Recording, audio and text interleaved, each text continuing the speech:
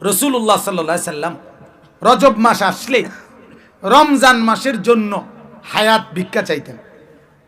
কি চাইতেন? হায়াত চাইতেন। আল্লাহুম্মা বারিক লানা ফি রজবা ওয়া শাবান ওয়া বাল্লিগনা রমাদান। আল্লাহর নবী এই দোয়া করতেন, আয় আল্লাহ, এই দুইটা মাস রজব শাবান, আর মাত্র দুইটা মাস, ওই দেখা যায় রমজান, ওই দেখা যায় কি রমজান, কাছে গেছি মাওলা, আর মাত্র দুইটা মাস। মাওলা, আমি দুনিয়ায় কোনো কারণে থাকতে চাই না, তো রমজানকে পাওয়ার আশায় আরো দুইটা মাস থাকতে চাই। সুবহানাল্লাহ।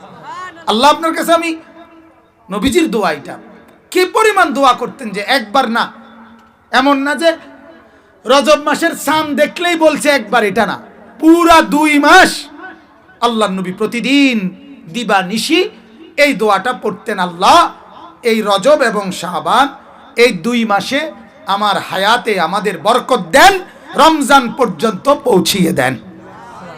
বলেন আলহামদুলিল্লাহ, বলেন আলহামদুলিল্লাহ। অতএব এখন আমাদের এটা একটা করণীয়, এই দোয়াটা নিয়মিত পড়া, ঠিক আছে না ইনশাআল্লাহ? এই দোয়ার থেকে আমরা 2টা জিনিস বুঝছি। কয়টা জিনিস? 1 নাম্বার, ইবাদতের জন্য, রহমত মাগফিরাতের জন্য, আখিরাতের পুঁজির জন্য দুনিয়ায় কেউ আরো কিছুদিন হায়াত বেঁচে থাকার তৌফিক আল্লাহর কাছে চাইতে পারে। এই যে নবী চাইছেন বেঁচে থাকার জন্য আরো 2 মাস চাইছে না কেন? কিসের আশায়?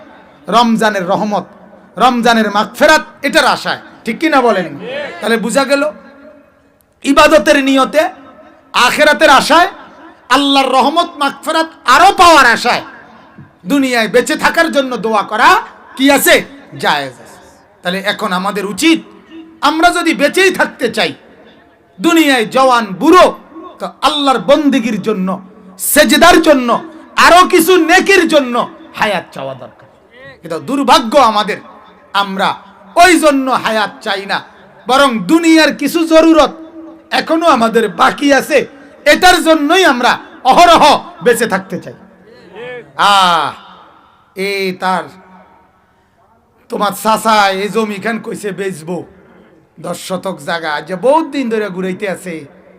হ্যাঁ, একবার কয় বেচবো, আবার কয় বেচতো না, এ আজ্ঞায় ফিচ্ছায় লোকাল বাসের মতো। যদি জমিটা বেচ চালাইতো, কিনা লাইতাম, বাড়িটা মিলাই লাইতাম, আমার জিফুত গুলা সুন্দরে থাকতো, এরপরে আর মরলেও আর কোনো দুঃখ আসিল না। বড় বাচ্চার বেঁচে থাকার জন্য অপেক্ষা করতেছে শুধু এই 10 শতক জমি, ঠিক কিনা কোনো কথা? এবার আর বেঁচে থাকার তামান্না কি? এই 10 শতক জমি, এই জায়গা। আহারে আল্লাহ, কোন রকমে যদি কষ্ট মষ্ট করিয়া ছোট মাইয়া ঘরে যদি বিয়ে দিয়ে যাইতে আরি, আরে এই ফোলাগা বিদেশ ফাটাই দিতে আরি, এরপরে আমার আর বাঁচলো ইচ্ছা, না বাঁচলো ইচ্ছা, খোদায় জেনে রাহে, মাটিতে রাহুক বা চোখের তলে রাহুক। কথা বুঝছেন না? আবার আর ইচ্ছা হইল ছোট মাইয়াগা বিয়া আর এই ফোলাগা বিদেশ, এই 2খানের লাগিয়ে আবার মরতে আসে না, মরে গেল হইলে। তাহলে এই বেঁচে থাকা কি জন্য? কথা বলেন না কেন? আমার এক পরিচিত জন, ওনার বাবা একেবারে বয়স্ক মুরব্বী, মুমূর্ষ, উনি ওনার ছেলের জন্য জানটা দিয়া মেয়ে খুঁজতে আছে। আমি বললাম, আরে এরম শুরু করছেন কা?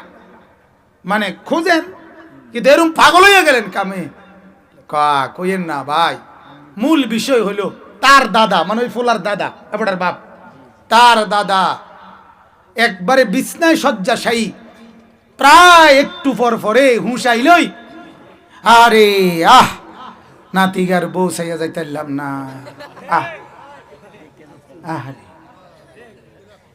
এই নাতিগার বউ সাউনের লাগিয়া এবড়া মরতে আসে না, নইলে এবড়া গত শনিবারে মরে গেল। এবড়া কষ্ট মষ্টে কোন রকমে খিচ্চা,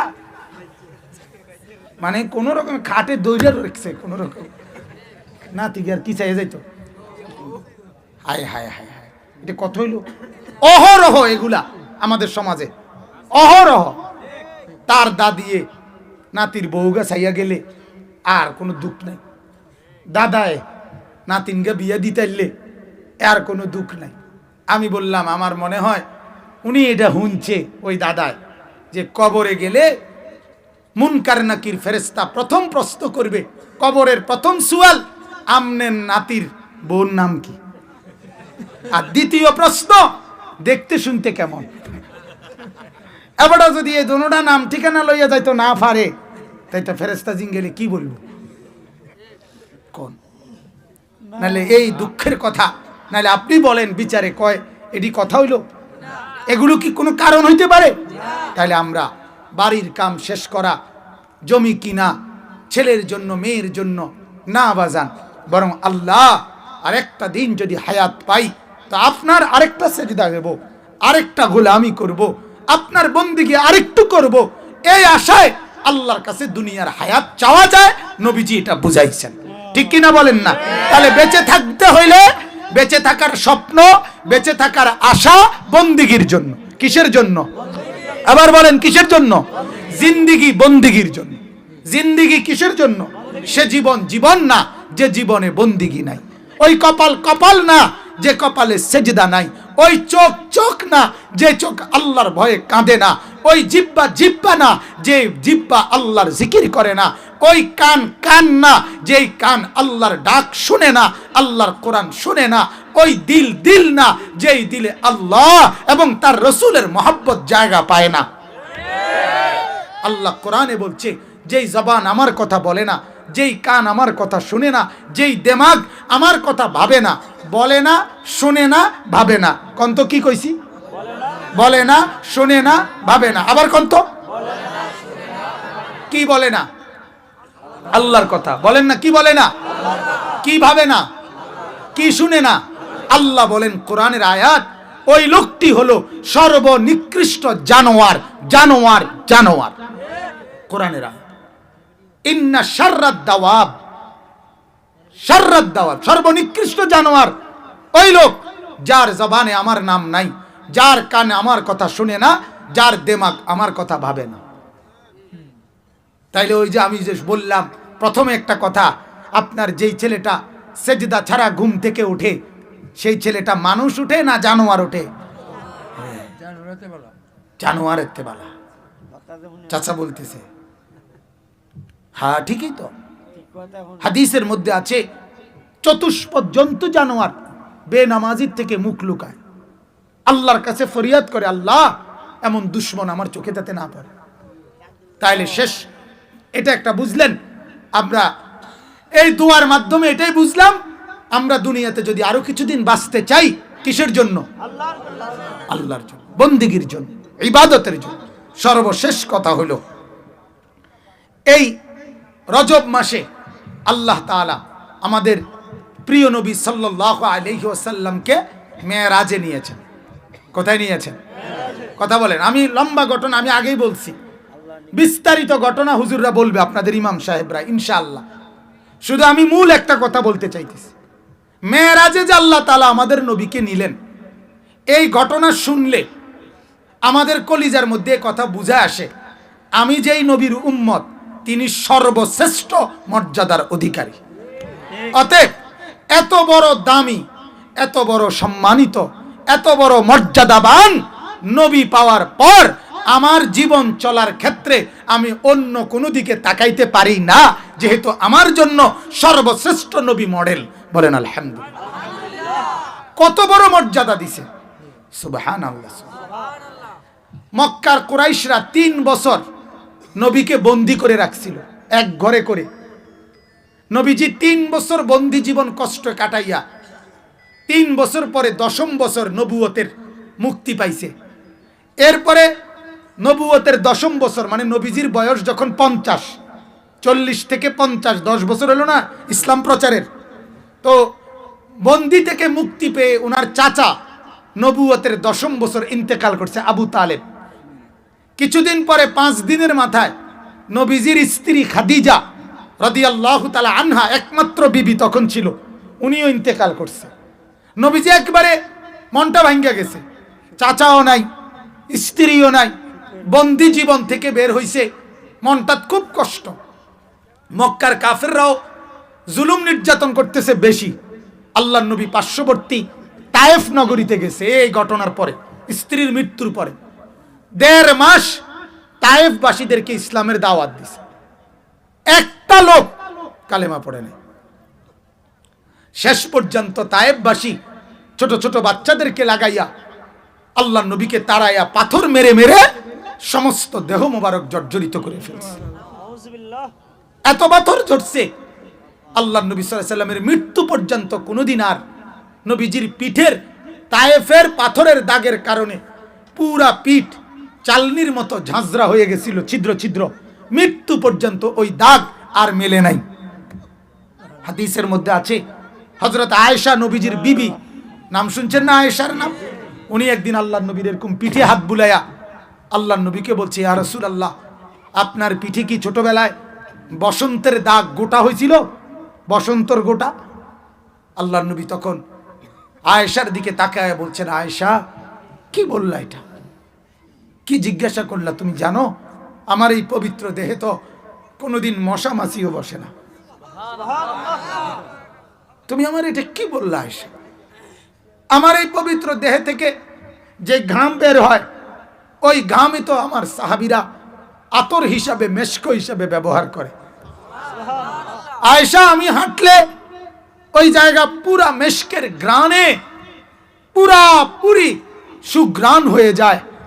আমি পেশাব পায়খানা করলে হাদিসে আছে আল্লাহর নবী জীবনে যতবার জরুরত সারছেন প্রস্রাব পায়খানা, 1 সেকেন্ডের জন্য জমিনের উপরে নবীজির পেশাব পায়খানা 1 মিনিটের জন্য ছিল না। মাটি জমিন নিজেই ফাঁকা হয়ে আল্লাহর নবীর পেশাব পায়খানা গ্রহণ করে নিছে। আল্লাহর নবী বললেন, আয়েশা এটা কি বললা? আমার এই পবিত্র দেহে মেশকের ঘ্রাণ আসে, মশা মাছি বসে না। আয়েশা, এগুলো আমার বসন্তের দাগ না, গোটা হয় নাই, বসন্তের গোটা না, তায়েফের ছেলেরা যে আমারে পাথর মারছিল ওই পাথরের দাগ। উম্মত, হায় বন্ধু, এ নবী সাল্লাল্লাহু আলাইহি সাল্লাম হাসরের দিন আমাদেরকে পিঠ খুলে দেখাবে, পিঠ খুলে দেখাবে। উম্মত, আমার পিঠ দেখো। ইসলাম বুঝাইতে গিয়ে আমি আমার পিঠ চালনির মতো ঝাঁঝরা করে ফেলছি। আজ যে সুপারিশের জন্য আসছো, উম্মত আমার একটু তোমার জিন্দেগিটাও বুঝায় কও, আমি কি বলতাম? আপনারা তো শুনছেন নবী সুপারিশ করবে, আমরাও তো বলি সুপারিশ মানেই জান্নাত, কথা কয় না? নবীজি সুপারিশ মানেই জান্নাত। হ্যাঁ, তাহলে তো নবীজির দাওয়াত মানে ঈমান। কই নবীজি আবু তালেবকে দাওয়াত দেয় নাই তো ঈমান আনে নাই? কথা বলেন না কেন? নবীজি আবু জেহেলকে দাওয়াত দেয় নাই, কথা বলেন না কেন? তো ঈমান আনে নাই কেন? নবীজির দাওয়াত মানে ঈমান না? না, আরেকজন ফয়সালা দাতা আছে না, কথা বলেন না কেন? দাওয়াত দিছে তিনি যতজনকে, সবাই ঈমান আনছে? তো যারে দাওয়াত দিছে ঈমান আনে নাই, নবীজি ওরে মনে এমনে রসিকতা করে কইছে মনে নাকি? আবু জেহেল রে এমনি কইছে বিত্তে বিত্তে, মূলত ঈমান আনুক এটা চায় নাই। আবু তালেবকে চায় নাই, চাইছে কিনা বলেন না কেন? তাহলে দাওয়াত মানে ঈমান না। দাওয়াত তো দেওয়া নবীর দায়িত্ব, ঈমান দেওয়া কার দায়িত্ব? ঠিক এরকম দুনিয়াতে আল্লাহ এটা দেখায় রাখছে নমুনা। হাসরের ময়দানেও দোস্ত বাপ করে পায়ে ধরে বলি, আল্লাহর নবীর সুপারিশ মানে জান্নাত না। নবী সুপারিশ করবে 1000 বার, নবী সুপারিশ করবে সত্য। আল্লাহ পাক নবীর সুপারিশে কোটি কোটি কোটি কোটি বান্দাকে জান্নাত দেবেন, এটাও সত্য। নবীকে খুশি করে দিবেন, এটাও সত্য। কিন্তু আপনাকে যে জান্নাত দিবেন এর কোনো নিশ্চয়তা নাই, আমারে যে দিব এটার কোনো কি নাই। তাহলে সুপারিশ মানেই কি না? আরে কথা কয় না? ফয়সালা কার? অতএব বুঝ করে চলেন, বুঝ করে চলেন। আপনি আপনার গুনার নাফরমানির মধ্যে ডুবা, আর নবী সুপারিশ করবে, আপনি জান্নাতে চলে যাবেন। এই রঙে এত শুকনা চিরা বেজে না, একটু ফানি দন লাগে, বুঝছেন না আপনি কথাটা? এত হুগনাই বন ভিজে না, একটু সাহার মধ্যে সুবানি দন লাগে, কথা বুঝছেন? অতএব এটা মনে রাখেন। অতএব আমি এটাই বলতে চাচ্ছি, যখন আল্লাহ নবী সাল্লাল্লাহু আলাইহি ওয়াসাল্লাম তায়েফ থেকে ফিরে আসছে, এই তখন মক্কার কুরাইশরা নবীকে বলছে, ও মুহাম্মদ, তুমি তোমার নিজের হিসাবটা একটু করো। তোমারে আল্লাহ তাআলা, তুমি কও আল্লাহ তোমার লগে আছে, আচ্ছা তুমি কও যদি আল্লাহ তোমার সাথেই থাকে তো তোমার অবস্থাটা এরকম। তোমারে মারতে মারতে শেষ পর্যন্ত ফুলাইনেও মারে, বাচ্চারাও পাথর মারে, তো তোমার ইজ্জত কোথায়? কথাটা বুঝছেন? এটা আমার শেষ কথা। তোমার দামটা কোথায়? তোমার সম্মানটা কি? তাইলে আমরাও তারাই দিলাম, তায়েববাসীও তারাই দিল, পাত্তর মাইরা বিদায় করে দিল ফুলাফাইনে পর্যন্ত, তাইলে তোমার ইজ্জত কোথায়? সম্মান কোথায়? কি আল্লাহ তোমার লগে আছে, তুমি কি তা কও? এই যখন সব মক্কার কাফেররা নবীজি তায়েফ থেকে আসার পরে এই মন্দ কথা বলতেছিল, তখন আমার আল্লাহ তার মহব্বতের দরিয়ায় জোশ চলে আসছে। আল্লাহ বলছে, আরে কি তারে কয় বন্ধু, ওরা কি বলে, আমি আপনার সাথে নাই না, আমি আপনারে বুঝি ইজ্জত দিছি না? না, এই আল্লাহ তখন সাথে সাথে জিব্রাইলকে বলছে, জিব্রাইল যা, জিব্রাইল বন্ধুকে আমার কাছে নিয়ে আয়, বন্ধুকে আমার কাছে নিয়ে আয়, কাছে বৈশা সঙ্গে রাইখা বন্ধুকে বুঝাবো ইজ্জত কাকে বলে, সম্মান কাকে বলে। সুবহানাল্লাহ। এই তায়েফ থেকে ফিরে আসার পরে আল্লাহর নবী সাল্লাল্লাহু আলাইহি সাল্লাম সাত আসমানেরও কোটি কোটি গুণ ঊর্ধ্বে আরশে আজিমে আল্লাহ পাকের খাস কামরায় মালিকের কাছে আল্লাহর দিদারে মেরাজে নবী গেছেন। বলেন আলহামদুলিল্লাহ। আল্লাহ তাআলা বুঝাইছে নবীকে, বুজুর্গানি দিন বলে আল্লাহ নবীকে বুঝাইছে বন্ধু। একটা মজার কথা আছে, এটা শুনেন। নবীজি যখন জন্ম নিছে মা আমেনার কোলে প্রথম দিন কিংবা দ্বিতীয় দিন, তাফসীরের মধ্যে আছে নবীজিকে তখন আল্লাহ পাক ফেরেশতাদেরকে দিয়া ফেরেশতা করে বলছে, আল্লাহ আমার বন্ধুকে আমেনার কোল থেকে নিয়ে আসো, উঠে আনো। আনার পরে ফেরেশতা করে বলছে, আমার এই দোস্ত, এটা আমার বন্ধু, আমার গোটা কায়নাত সৃষ্টি জগৎ ঘুরায়া ঘুরায়া সবাইকে দেখাও বন্ধু আমি কেমন বানাইলাম। আল্লাহ যেন বলছে ফেরেশতাদেরকে, যা ফেরেশতারা দেখা, ফাতুফু বিহি মাশারিকাল আরদি ওয়া মাগারিবাহা, আসমান আর জমিন আমার সৃষ্টিকে দেখাও, ও আকাশ দেখো আল্লাহর বন্ধু কেমন হয়। ছোট বাচ্চাকে মানুষ, ও চাচা আইছে, জ্যাঠা আইছে, নানা আইছে, হে বাড়ির মুরব্বী আইছে, কোলের বাচ্চারা দেখায় না? আল্লাহ বলে বন্ধুকে কায়নাত দেখাও, পুরা সৃষ্টি জগৎকে দেখাও, তাদেরকে বলো তোমরা দেখো আমার মাওলার বন্ধু কেমন। এ আল্লাহ তাআলা মেরাজের দিন রাতে আল্লাহ তাআলা আরশে আজিমের উপরে, একেবারে উপরে যেখানে নবীকে নিছেন, এর উপরে শুধু আল্লাহ, এর উপরে শুধু কে? আল্লাহ। আর পুরা সৃষ্টি জগৎ নবীজির কদম মোবারকের নিচে, সব নিচে। এ তখন আল্লাহ বলছে, বন্ধু আপনি জানেন যখন আপনি কোলে ছিলেন তখন আপনারে ফেরেশতার কোলে দিয়া গোটা সৃষ্টি জগৎকে বলছি তোমরা আমার বন্ধুকে দেখো। এখন আপনাকে আমি আরশে আজিমের উপরে আইনা আপনাকে এবার বলি, বন্ধু আপনি এবার গোটা জগৎ দেখেন। বুঝেন নাই কথা? ওই সময় জগৎরে বলছি তোমরা দেখো, এখন আপনাকে বলি আপনি গোটা জগৎ দেখেন। দেখেন আমি আসমান কেমন বানাইছি, দেখুন আমি জমি কেমন বানাইছি, আমার সৃষ্টি আপনি দেখেন। দেখলেই টের পাইবেন যে আমি যে দূরের রব, আপনি ও দূরের রহমত, ও দূরের নবী। ওই আঙ্গাল কাঙ্গাল আবু জাহেল ডাকাইতে কয় আমনের মর্যাদা নাই, তার এসব মর্যাদা লেগে নি বইয়ে রয়েছে। হ্যাঁ, তোরার মতো চোর ডাকাইতে কি কস না কস, কথা বোঝেন নাই আমনে? তোরার মর্যাদা লেগে নি বইয়ে রয়েছি আমরা বেটা। অর্থাৎ আল্লাহর নবীকে আল্লাহ বললেন, বন্ধু দেখেন না গোটা কায়নাত আপনার জন্য। সুবহানাল্লাহ, বলেন আলহামদুলিল্লাহ, বলেন আলহামদুলিল্লাহ। এত বড় শ্রেষ্ঠতম নবীকে পেয়ে আমরা এটাই বুঝলাম যে আমাদের নবী সাল্লাল্লাহু আলাইহি ওয়াসাল্লাম শ্রেষ্ঠতম নবী, ঠিক কিনা বলেন? সর্বশ্রেষ্ঠ মর্যাদার অধিকারী। অতএব এমন নবীকে ভালোবাসবেন না তো কাকে ভালোবাসবেন? এমন নবীকে ইজ্জত করবেন না তো কাকে করবেন?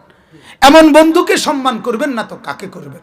এজন্য আমরা আল্লাহ নবী সাল্লাল্লাহু আলাইহি সাল্লামের সাথে আমাদের সম্পর্ক এই মেরাজের ঘটনার কারণে আমরা আরো বাড়াবো। ঠিক আছে না ইনশাআল্লাহ? নবীর সাথে সম্পর্ক বাড়ে তিন ভাবে। কয় ভাবে? কয় ভাবে? আবার বলেন, আবার বলেন। এক, এই জবানে বেশি বেশি দুরূদ পড়লে। দুই, এই কলিজায় বেশি বেশি ভালোবাসলে। তিন, এই অঙ্গ প্রত্যঙ্গ দিয়ে বেশি বেশি সুন্নত অনুসরণ করলে। এই আমার শেষ কথা। কোন আবার কোন? নবীর সাথে সম্পর্ক বাড়ে কয় ভাবে? এক, এই জবানে বেশি বেশি দুরূদ। দুই, কলিজায় বেশি বেশি ভালোবাসলে।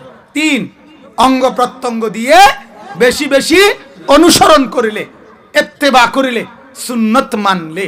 এই তিনটা মিললে নবীর সাথে মহব্বত, তিনটা মিললে নবীর সাথে সম্পর্ক। তিনটা একত্র করতে হবে, জবানে দুরুদ, কলিজায় মহব্বত, অঙ্গ প্রত্যঙ্গে অনুসরণ। হ্যাঁ, তিনটা মিলাইয়া ভালোবাসার প্রমাণ দেখাবেন, নাইলে কিন্তু টিকতেন না। কইলাম আর নাইতে এবার আমনে আমনের বুঝে ভাত খান, বন খান, চা খান, বেলা বিস্কুট খান, যেটা মনে কইটা করেন, আমার কোনো মানা নাই। বাকি আমি যে এদ্দুর বুঝছি বাবুরে, আমার ছোট বুঝে আমি এদ্দুর বলছি। আমি বুঝি আল্লাহর কোরআন রসুলের হাদিস পড়ে আমরা এটা বুঝছি। নবীর সাথে সম্পর্ক হবে কয়ভাবে বলেন? এই জবানে দুরুদ, কলিজায় মহাব্বত, অঙ্গ প্রত্যঙ্গে অনুসরণ। আল্লাহ তাআলা আজকের এই ভরপুর মজমা, আমি আসলে আমার যাওয়া দরকার, আমার বারবার ফোন দিচ্ছে, কিন্তু শুধু আপনাদের এই ব্যাপক উপস্থিতির মহব্বতে লম্বা সময় কথা বললাম। এতক্ষণ বলার ইচ্ছে ছিল না, এরপরেও বললাম। আল্লাহ তাআলা বলাইছেন, আল্লাহই তৌফিক দান করেছেন। আমি আপনাদেরকে মহব্বত করি, আপনারাও আমাদেরকে মহব্বত করবেন আল্লাহর জন্য। ঠিক আছে ইনশাআল্লাহ?